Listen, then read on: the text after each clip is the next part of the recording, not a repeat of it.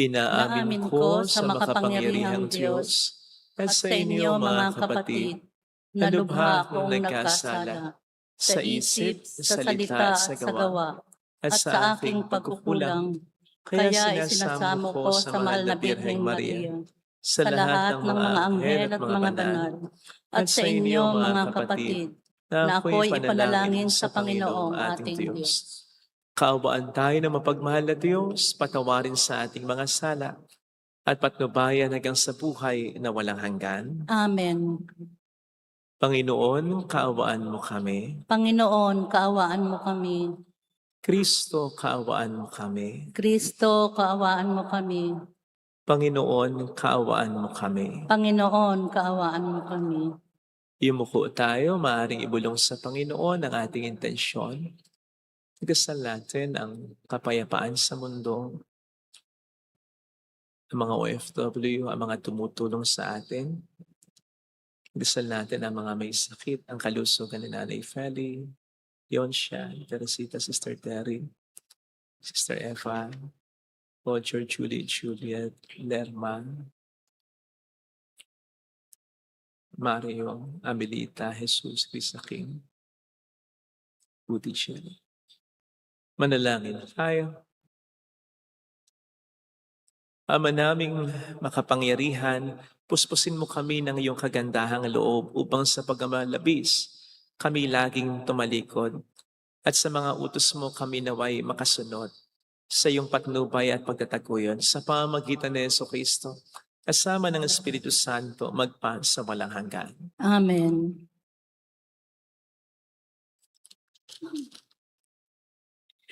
Ang salita ng Diyos mula sa aklat ni Propeta Oseas.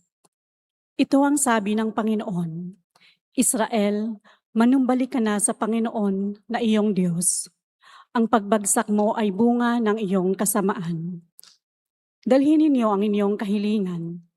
Lumapit kayo sa Panginoon at sabihin ninyo, patawarin mo na kami iyong kahabagan at tanggapin. Maghahandog kami sa iyo ng pagpupuri. Hindi kami mailigtas ng Assyria.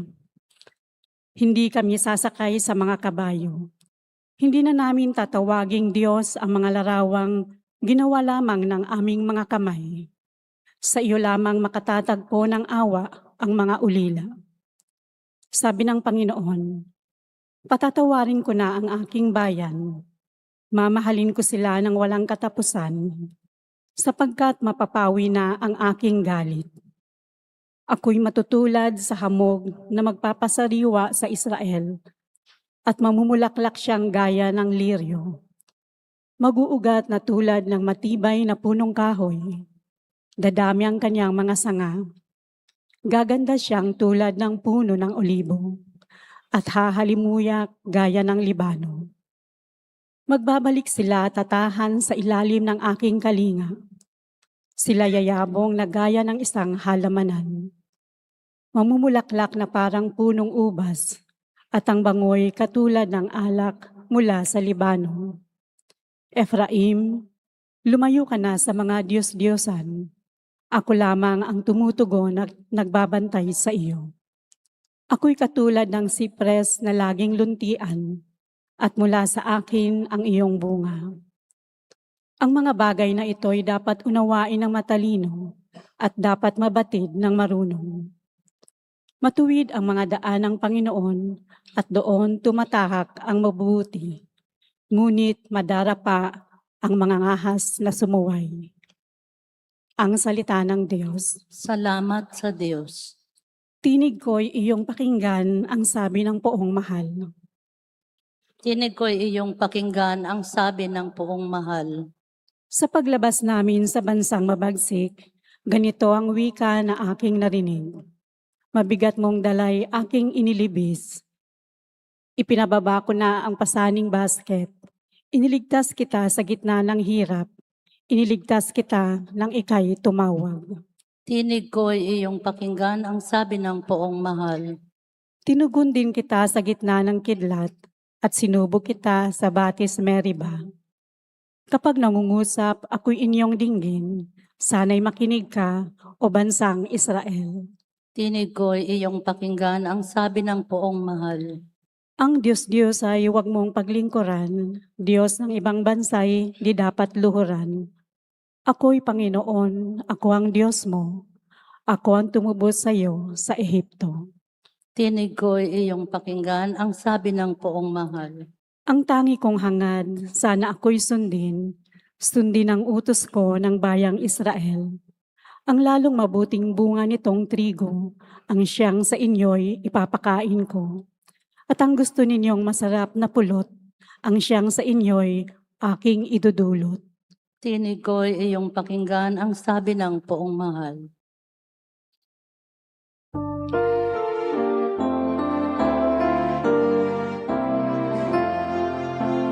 Di ba't sadyang may kapwang sarili, dapat hainan ang pagsisilbi at mamangha, ligaya'y dadalisay pag sa kapwa buhay mo ay naalay.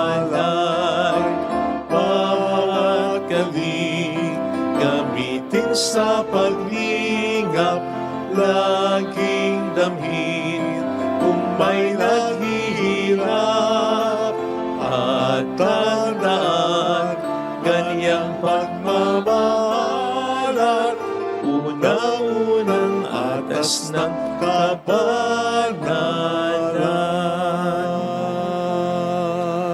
Sumainyo ang Panginoon. At sa iyo rin, Ang mabuting balita ng Panginoon ayon kay San Marcos. papuri sa iyo, Panginoon.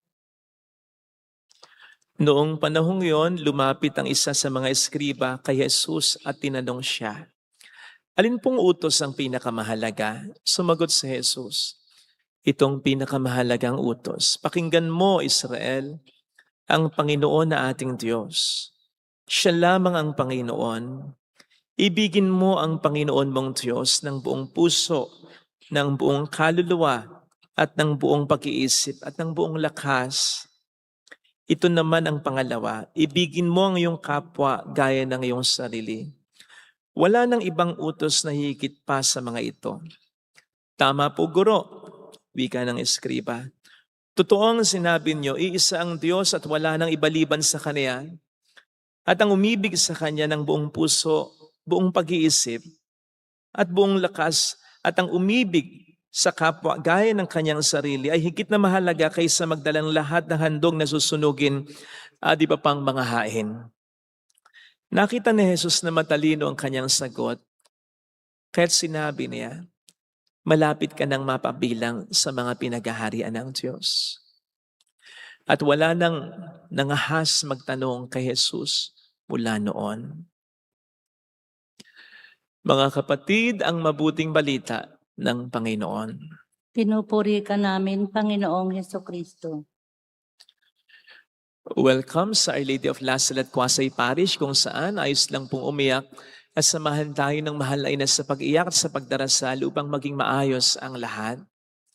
Narinig po natin sa ating mabuting balita ang napakahalagang tanong ng isang eskriba kay Kristo.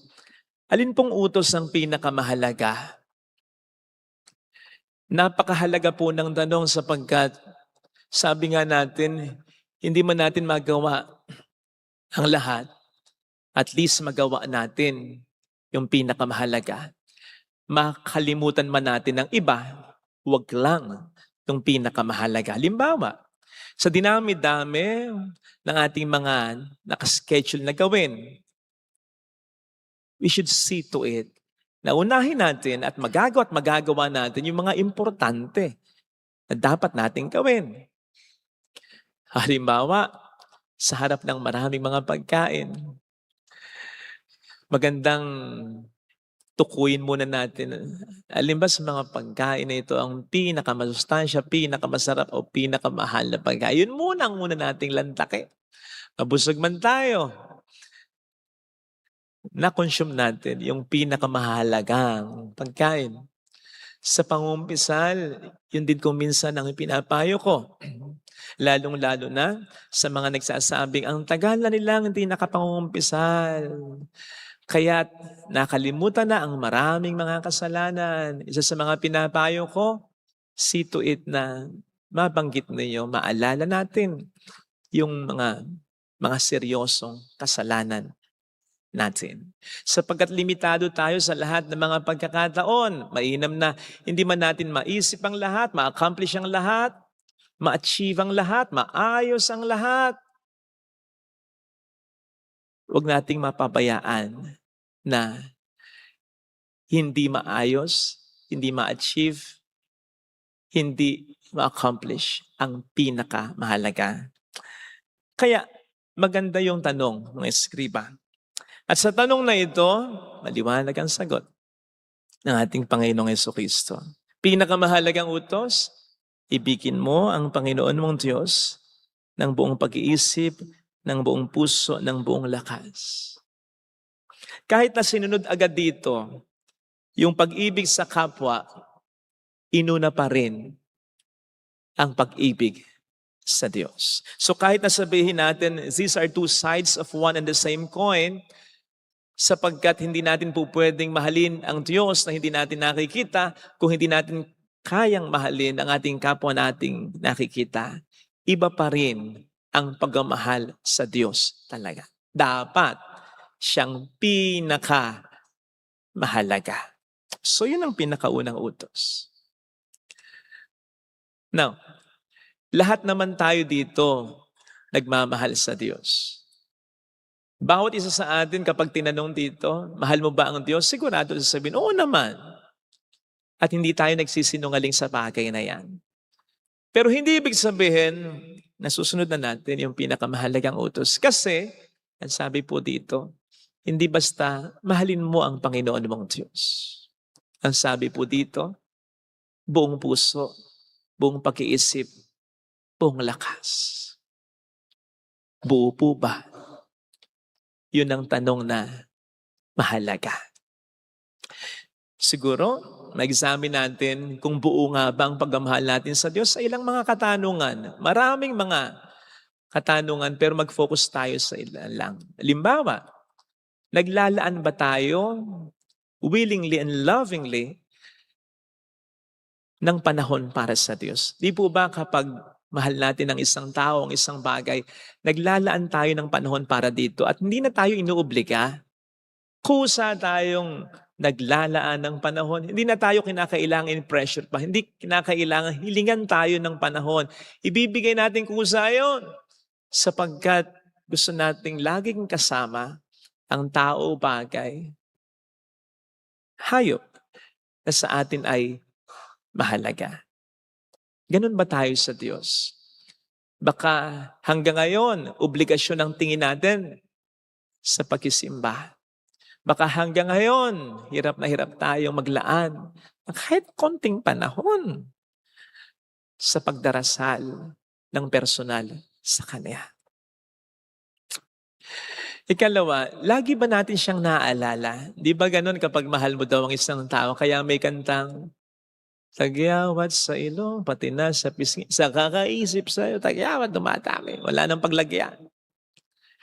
Conscious ba tayo sa Diyos? Naisip ba natin siya? Lalong-lalo na kapag mayroon tayong mga pagkapasya, kung mayroon tayong mga gagawin. Naisip ba natin siya? Naisip ba natin kung natutuwa siya? Naisip ba natin kung nasasaktan siya? Na i-consider ba natin siya madalas sa buhay natin?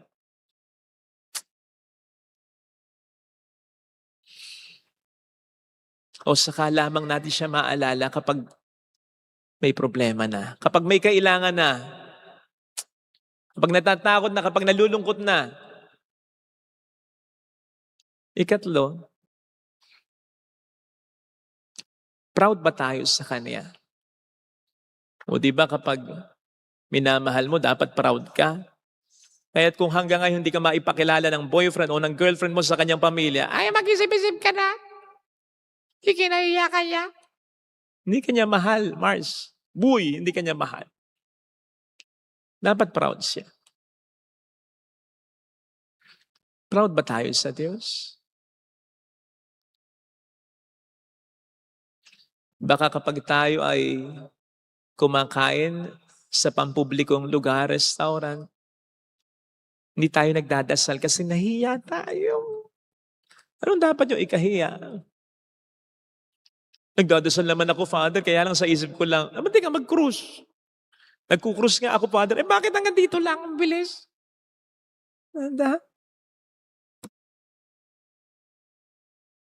Bakit di ka ba proud sa Kanya?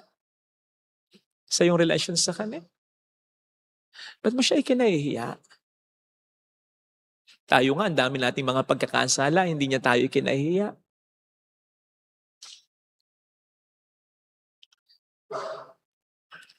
Iniiwasan ba natin yung mga bagay na ikasasakit ng loob niya?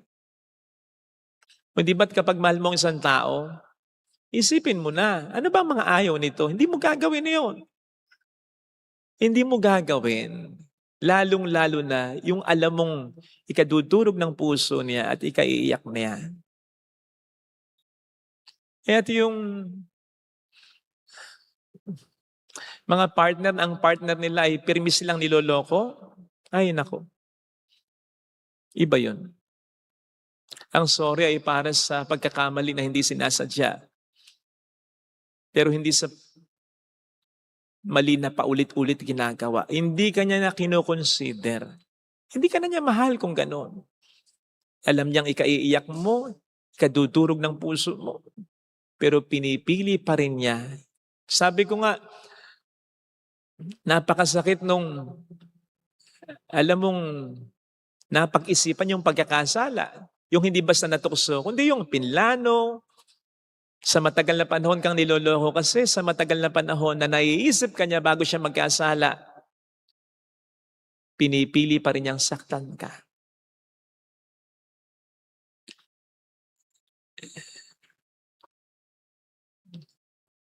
Paano po ba tayo sa Diyos?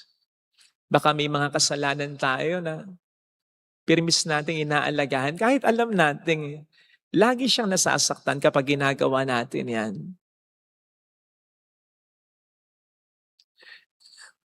Sa diwa po ng ating pananampalataya, alam natin na namatay na rin para sa atin si Jesus. Ang kanyang kamatayan hindi lamang para sa mga tao noon, kundi para rin sa atin ngayon at sa mga susunod pang panahon. Ganon ang epekto ng kanyang kamatayan muling pagkabuhay, kaya hindi kalabisang sabihin, sa tuwing tayo nagkakasala ngayon, pinapako pa rin natin paulit-ulit ang Panginoon natin. And besides, iniligtas ka niya. Iniligtas niya na ako. Bakit paulit-ulit tayong bumabalik sa pagkakasala? Hindi ba't napakasakit nun para sa Kanya na hindi natin binibigyan ng halaga ang ginawa niya? Ano pa bang kulang? Di ba yun ang minsan? Na mga sobrang magmahal pero niloloko pa. Ano pa ba ang kulang? Ano pang dapat kong gawin? At panghuli, pero pinakamagalagang itanong natin, siya ba ang pinakamahalaga talaga sa buhay natin? Mas mahalaga ba siya kaysa sa trabaho mo? Kaya sa ministeryo ko? Kaya sa talento natin? Kaysa sa kalusugan natin? Kaysa sa asawa mo? Kaysa sa anak mo? Kaysa sa mga magulang mo? Ano? Sigurado ko, marami dito ang magsasabi, oo. Pero tingnan natin, kapag nawala na yung mga tao at bagay na mahalaga sa atin. Kapag biglang sumadsad ang negosyo, kapag bigla kang nagkasakit ng malubha o ang mahal mo, kapag bigla kang namatayan ng pinakamamahal, at kapag bigla sinabi ng doktor sa'yo, 6 months to live ka na lang. Kung mapupurihan pa rin natin siya at mapapasalamatan. Kung masasabi pa rin natin yung sinabi ni Job, the Lord has given, the Lord has taken away. Blessed be the name of the Lord. Doon magkakaalaman. Pero ngayon pa lang, pwede na nating malaman.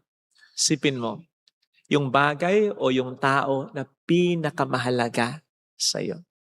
Kung sabihin sa iyo ng Panginoon ngayon, kukunin ko, mamahalin mo pa rin ba ako? Let us be honest. Kasi kung hindi naman talaga, huwag tayong manloko. Kasi alam naman ng Diyos ang nasa sa puso natin.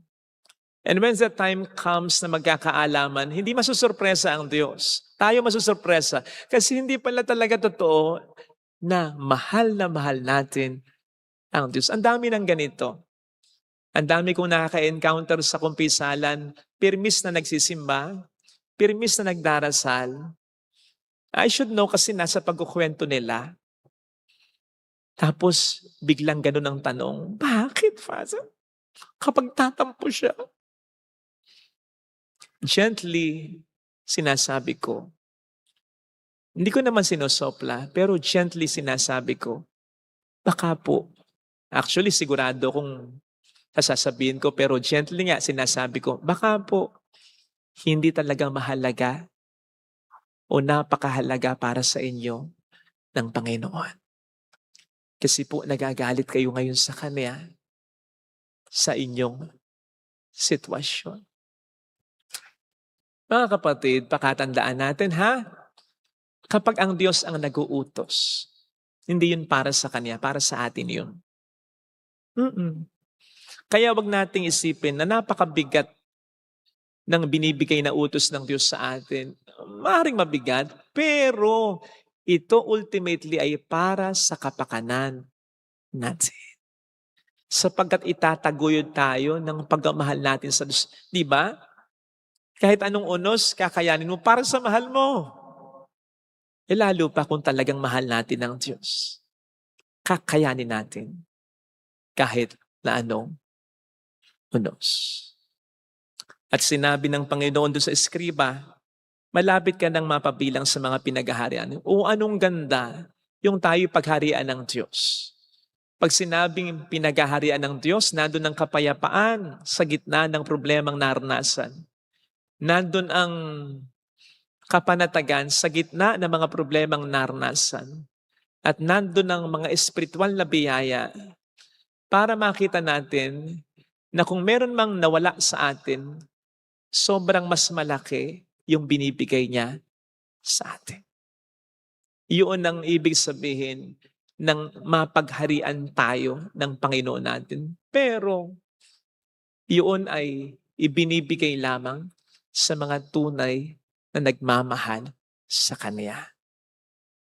Kapatid, kahit ayaw natin, darating pagkakataon na mawawala sa atin ang bagay o tao na pinakamamahal natin. Mahal man natin totoo o hindi ang Panginoon, darating yon. Kaya bago dumating yon, pakamahalin na sana natin ang ating Panginoon. Amen. Lagay natin ang ating kanang kamay sa tapat ng ating puso.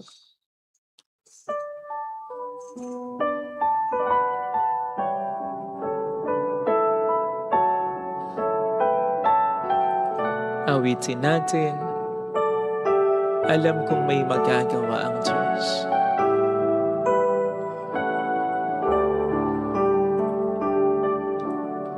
Alam kong may magagawa Walang imposible sa ang Diyos. Alam kong may magagawa ang Diyos. Alam kong may magagawa Hindi ako magdududa. ang Diyos. Kung ako'y magtatapat, Kung ako'y magtatapat sa Kaniya'y maglilingkod. sa Kanya'y maglilingkod. Alam kong may magagawa ang Diyos.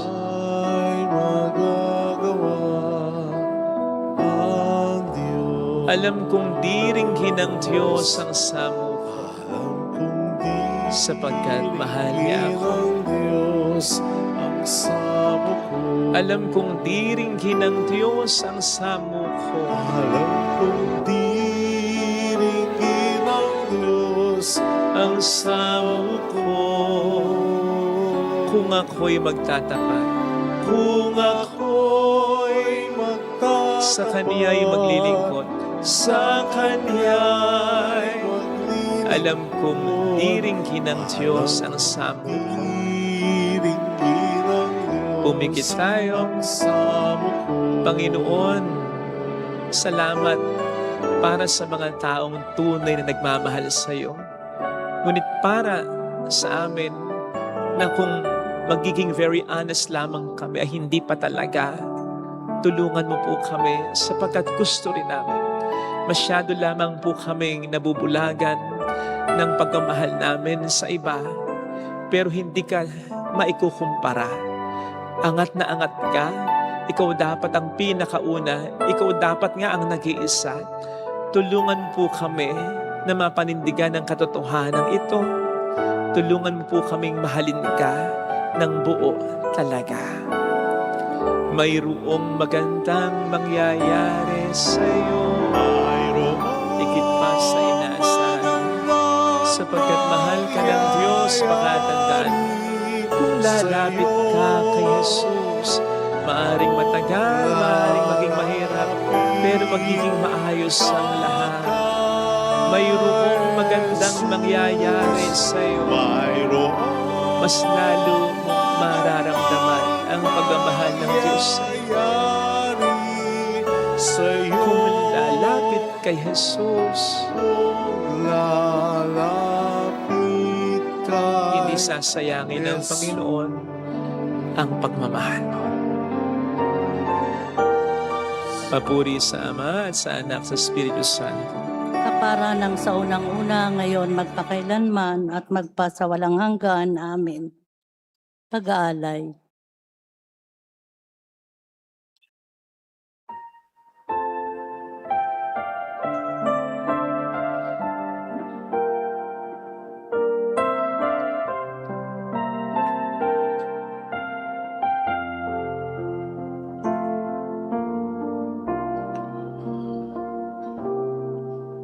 Sa'yo, Ama, aming handog ang tinapay at alak na ito, handog ng iyong bayang sumasamo,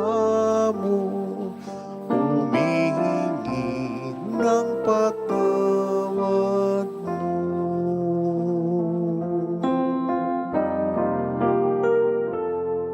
Sa pagsunod sa utos mo, nalulugod akong labis, di masukal ang galak ko, pagkat aking iniibig. Sa'yo, Ama, aming handog ang tinapay at alak na ito, handog ng iyong bayang sumasamo, humihingi ng patawad mo.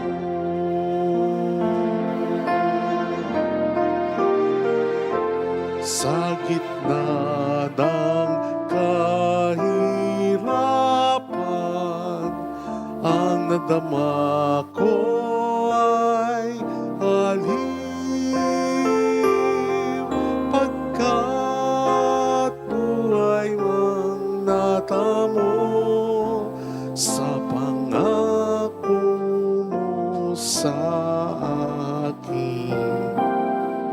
Sa'yo, Ama, aming handog ang tinapay at alak na ito, handog ng iyong bayang sumasamo, humihingi ng patawad mo.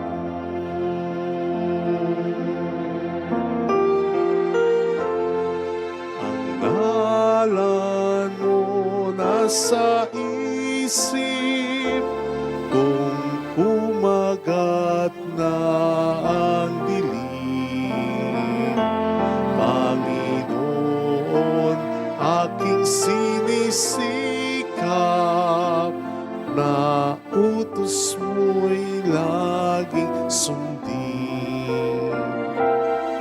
sa'yo, Ama, aming handog ang tinapay at alak na ito, handog ng iyong bayang sumasamo, humingi ng patawad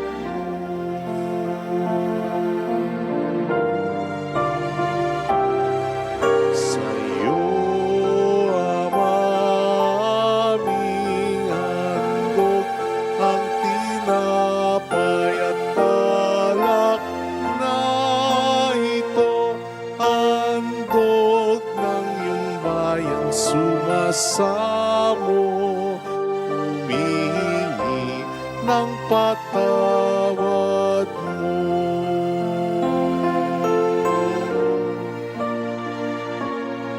Handog ng iyong bayang sumasamo, humingi ng patawad mo. Manalangin tayo, pangating handog ay maging kalugod-lugod sa Diyos Amang makapangyarihan. Tanggapin nawa ng Panginoon itong paghahain sa iyong mga kamay, sa kapurihan niya at karangalan, sa ating kapakinabangan at sa buong sambayanan niyang banal. Ama naming lumikha, tunghayan mo ang mga alay na itinatalaga namin sa iyo upang kalugdan mong mga inihahain naming ito at kami laging dulutan ito ng pagliligtas mo. Sa pamamagitan ni Jesucristo, kasama ang Espiritu Santo magpasa walang hanggan. Amen. Sumainyo ang Panginoon. At sumaiyo rin. Itaas sa Diyos ang inyong puso at diwa. Itinaas na namin sa Panginoon. Pasalamatan ng ating Panginoong Diyos. Marapat na siya ay pasalamatan. Ama naming makapangyarihan, tunay ngang marapat na ikaw ay pasalamatan sa pamamagitan ni Jesucristo na aming Panginoon. Minarapat mong ang pagtitiis para sa naghihirap ay maging tagapagpahiwating ng pasasalamat na aming inihahain ngayon sa iyong hapag. Ang iyong anak ay ulirang tagapagbigay ng pagkasaluhan sa mga nagugutom at mga nauuhaw. Sa pagsunod namin sa gili mong anak, ang pagkamaawain mo ay aming ginaganap upang ang pag-iimbot ay mapawing lahat sa aming pag-uugali at gawaing binabalak.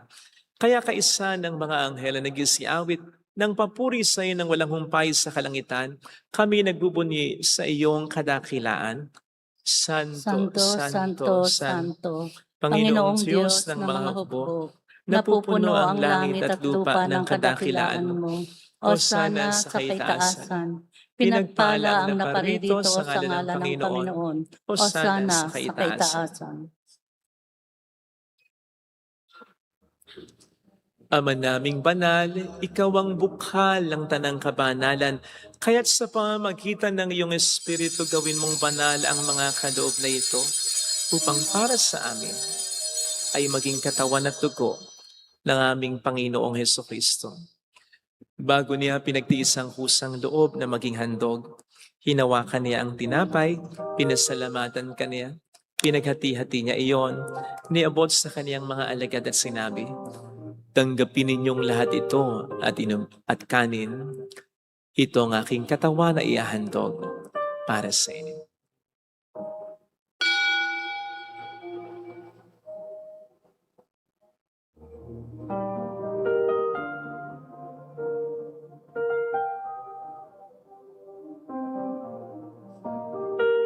Gayun din naman nang matapos ang hapunan, hinawakan niya ang kalis.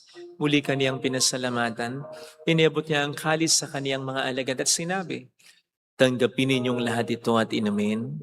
Ito ang kalis ng aking dugo ng bago't walang hanggang tipan. Ang aking dugo na ibubuhos para sa inyo at para sa lahat. Sa ikapagpatawad ng mga kasalanan, gawin niyo ito sa pag-alala sa akin."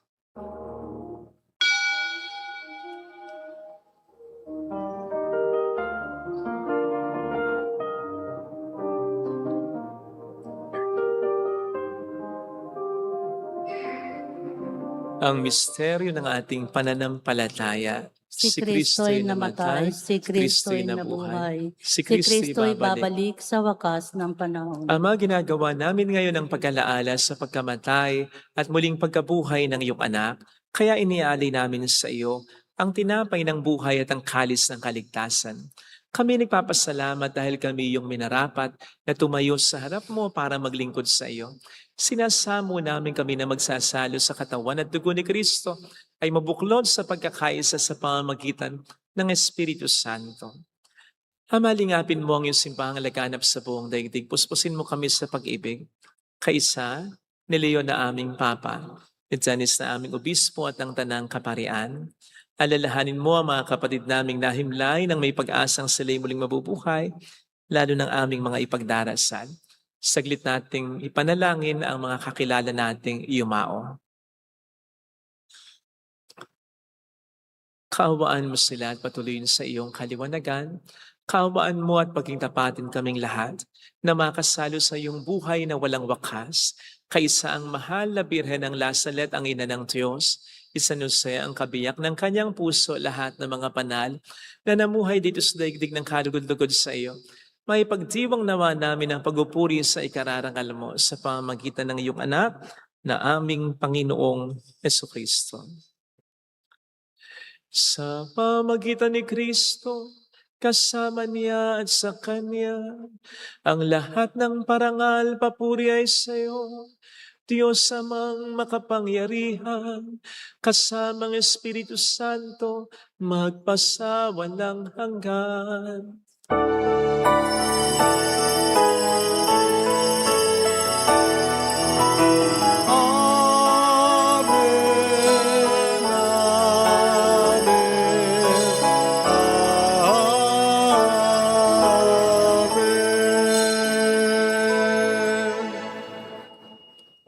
Tumawag tayo sa Ama.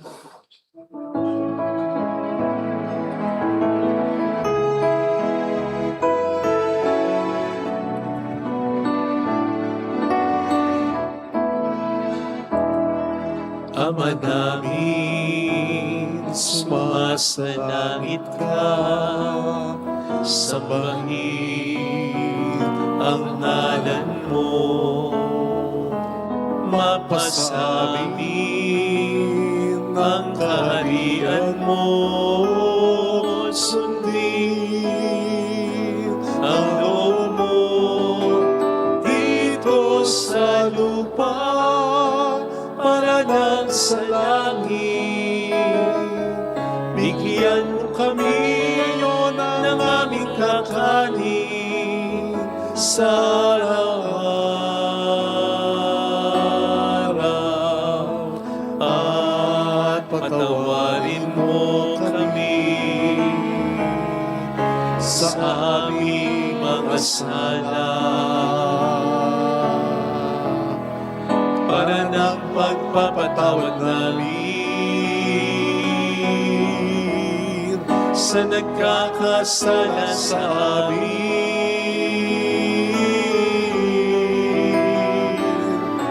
At huwag mo kami ipahintulot sa tukso at iadya mo kami sa lahat ng masama.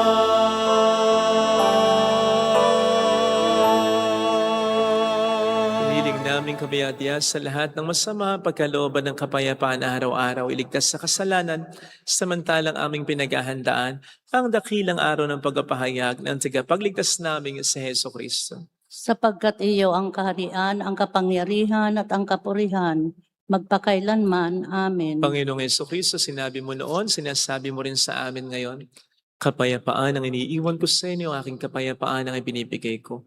Tunghayin mo ang aming pananampalataya, huwag ang aming pagkakasala.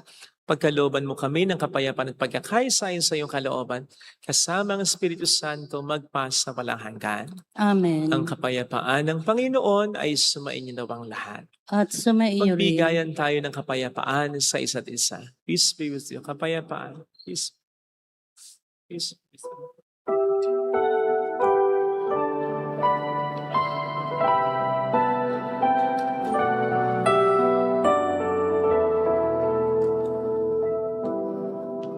Kordero ng Diyos na nagay,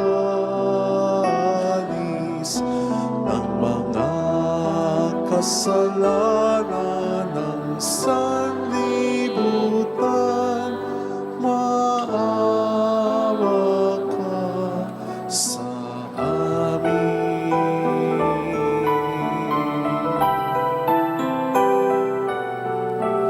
Kordero ng Diyos na nag-alis ng mga kasalanan ng sanlibutan. Maawa ka sa amin.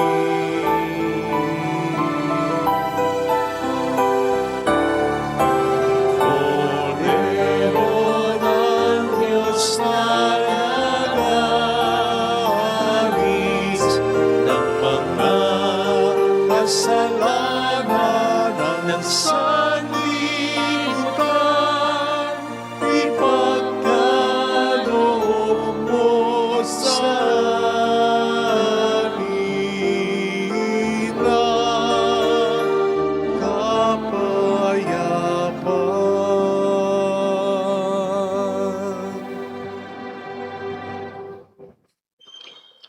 Narito sa harap natin ng Panginoon ang ating buhay at kaligtasan.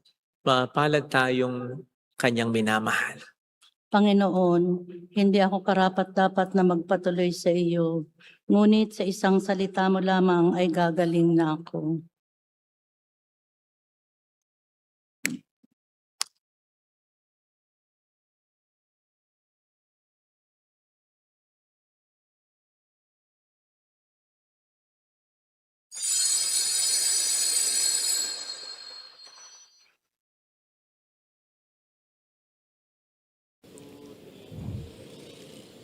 Panalangin para sa espiritual na pakikinabang.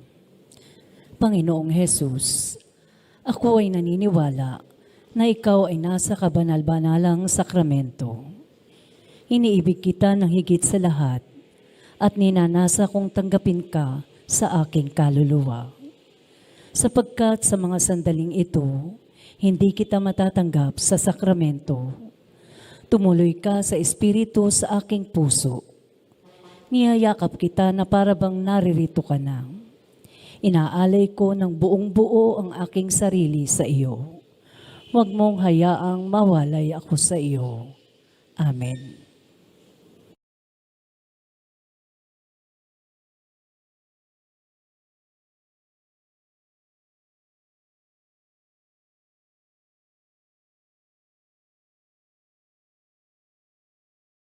My life be my strength, great strength. I shall live my vows to the snares of the dark. Oh Lord, save my life be from the snares of the dark. Oh Lord, save my life, be my strength.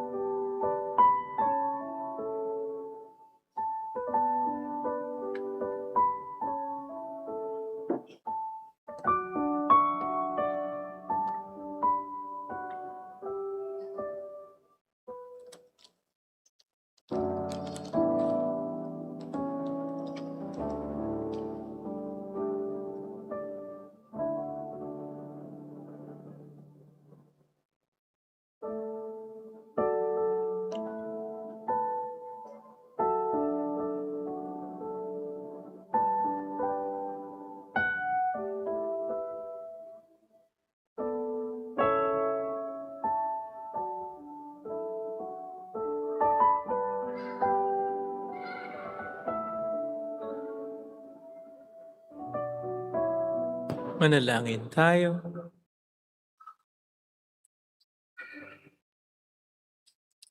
Ama naming mapagmahal, padaluin mo sa buo naming katauhan ang iyong ginagana para sa aming kapakanan upang sa pag-asalo namin sa pakikinabang ang ganap mong pagligtas ay aming makamtan sa pamamagitan ni Jesucristo kasama ng Espiritu Santo magpasa walang hanggan. Amen. Holy God, Holy Mighty One, Holy Immortal One. Have mercy on us and on the whole world. Holy God, Holy Mighty One, Holy Immortal One. Have mercy on us and on the whole world. Holy God, Holy Mighty One, Holy Immortal One. Have mercy on us and on the whole world. Jesus, King of Mercy, We trust in you. alalahanin.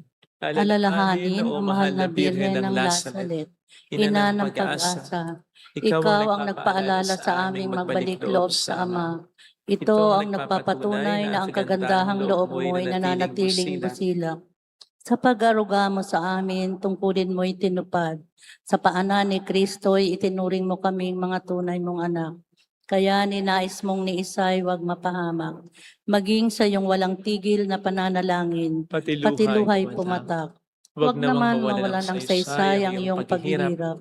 Hiling nawa namin sa iyo, o aming inang liya, na matapos ang pakikibaka namin sa mundong ito, at sa pananatili naming tapat kay Kristo. Sa kapurihan mo'y makibahagi kaming ganap, upang kung nasaan ka ngayon ay maparoon din kaming lahat. At ang kaganapan ng kaluwalhatian ng Diyos Ama ay tuluyang matupad, siya nawa. Mahal na Birhen ng Lazaret, kapagkasundo ng mga makasalanan.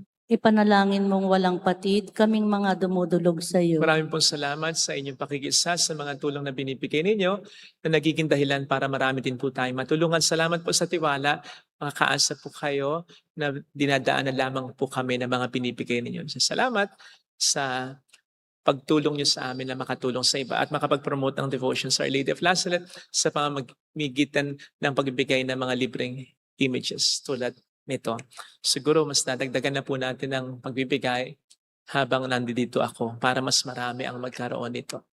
So, salamat po sa inyong lahat. Paalala, sa Lunes, March 16, ay Lenten Recollection po natin. Ang magbibigay po sa atin ay ang mabait at magaling na si Brother Alvin Barcelona. So, magkita-kita po tayo dito. Alas 6 po ng gabi ha. This coming Monday. Salamat po. Wala pong papalakpak pagkatapos ng misa. Lalo na ngayong Kwaresma. Salamat. Sumayin niyo ang Panginoon. At sumayo rin. Pagpalain kayo kasama ang ating pamilya na mapagmahal na Diyos ng Ama at ng Anak at ng Espiritu Santo. Amen. Umayo tayo sa kapayapaan ni Kristo. Salamat sa Diyos. Thank you rin po.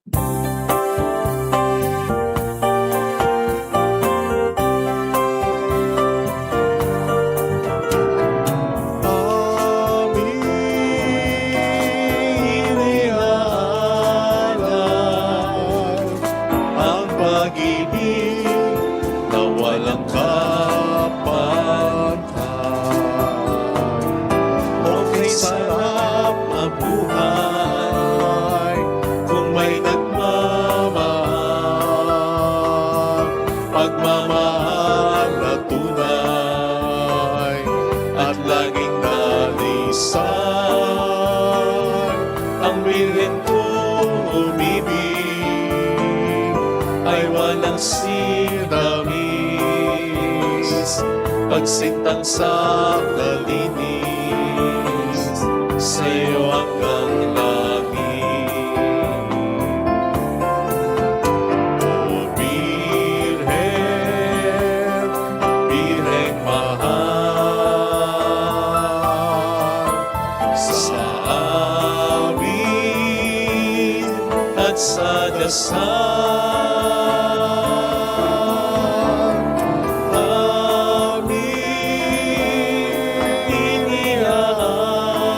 Iniaalay ang pag-ibig na walang kapantay.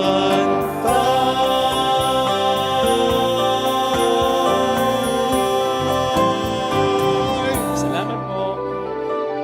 Basta po pag nabigyan na kayo